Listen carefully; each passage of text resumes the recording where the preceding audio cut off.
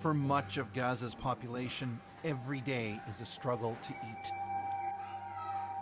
17-year-old Ahmed Ali Batniji told us in his own words what it feels like to starve. I only eat one meal a day, he said. Every day I'm in pain, and it gets worse by the day. There are these rashes that come on my body. My feet are swollen. I don't have energy. Our CBC freelance videographer visited Ahmed in his temporary shelter in Gaza City, along with his mother and brothers. The United Nations and many aid groups accuse Israel of creating a famine in Gaza by obstructing food deliveries, which Israel denies. Before the war, Ahmed was healthy, but he has celiac disease, which is an intolerance for gluten.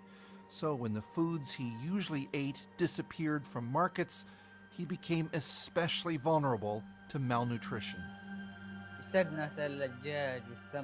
We used to eat chicken and fish, meat, eggs, and milk. These are the healthy things for me. But it's been 5 months or more since they closed the crossings and cut off the chicken. His mother, Hannah, feeds her family lentils, occasionally rice. But Ahmed needs more protein that she doesn't have. I'm scared to lose him, she said, because he doesn't sleep at all at night. I wake up in the morning and his eyes are swollen. I feel tired. I have low protein, my feet are swollen, my eyes are swollen, and my body can't absorb anything. At Gaza's Al-Quds hospital, Dr. Mohammed Al-Deeb is Ahmed's doctor. So the number of these cases are increasing day and day and day, and their immune system is completely disrupted. And if you have immunodeficiency in any other system, you will get sick from any disease. Dr. Al-Deeb said any nutrient boost he can provide to children like Ahmed will only be temporary. The only cure, he says, is a healthier diet. Ahmed is the real story of the catastrophic hunger which we are facing right now in Gaza. Israel's government has repeatedly tried to discredit experts who've underscored the starvation in Gaza. When some media recently highlighted the death of a skeletal 18-month-old boy with a muscle disorder, Prime Minister Benjamin Netanyahu called it a false narrative, saying his pre-existing condition was more relevant than the lack of food.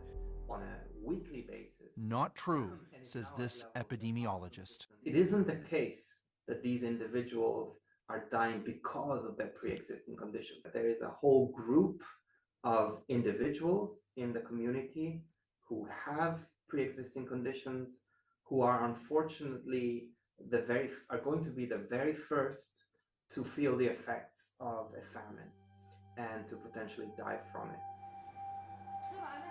Several days after our interview with Ahmed, his mother told us she woke up in the morning and could see the life seeping out of him. His face and his hands were like ice, she said. Ahmed died a few hours later. Since then, the Israeli government has doubled down on its narrative that the famine is concocted, made up. It says Hamas is stealing food, though several reports have challenged that. Israel also blames the UN for not delivering food, showing aid trucks that have crossed into Gaza, but not the immense scope of the need, nor the catastrophic conditions its attacks have created that impede deliveries. Israel's foreign ministry also posted videos of people in Gaza shopping in markets and eating pizza to try to further discredit the famine accusations. I think that there is absolutely a famine going on in Gaza. In pockets of the Gaza Strip, specifically Gaza City, the situation is a lot worse than elsewhere. And there are also inequities in any population. There are people who still have a bit of cash, who still have some things to sell. I know some of those people myself, and they'll be able to eat, whereas others are really quite in dire straits. I'm visiting my son Ahmed's grave, Hannah told us a few days later.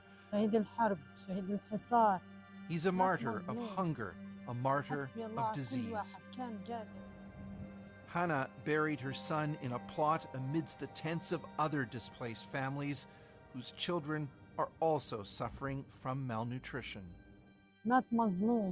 He died humiliated, she said of her son. May God curse anyone who is able to help and didn't.